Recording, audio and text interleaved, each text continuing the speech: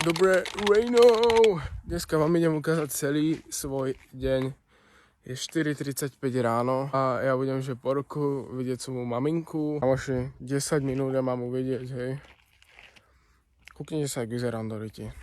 No keďže nebývam s mamou a bývam s tatom a moji rodičia robia v Nemecku, takže maminku som videl po roku, kámo.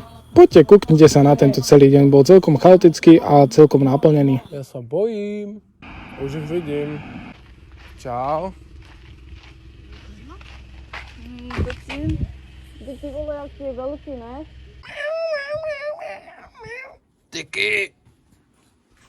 No guys, a môžete tomu veriť, aj vlastne nemusíte, ale presne tento rapavý ksich s týma zajebanýma okuliarmi ide robiť modela barbershopu. Ako je ako piči, boha, kurva, kokot.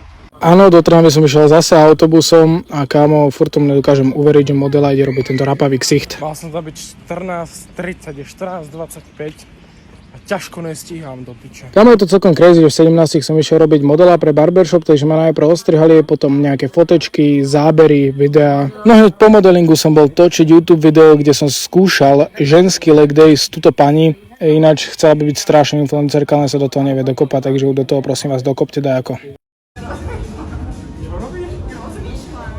Dobre, nový fakt, Žila rozmýšľa. Áno, strašne som potreboval zaflexiť s autíčkom, ktoré mi strašne robí radosť tento zvuk. Mňam sex, chápeš? Erekcia. Som doma a ideme sa ešte prejsť a robiť kroky.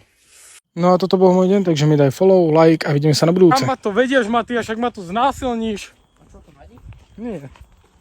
Mne sa to bude ľúbiť, ale budem robiť, že sa mi to nelúbi, aby som nebol za teploše. Okay.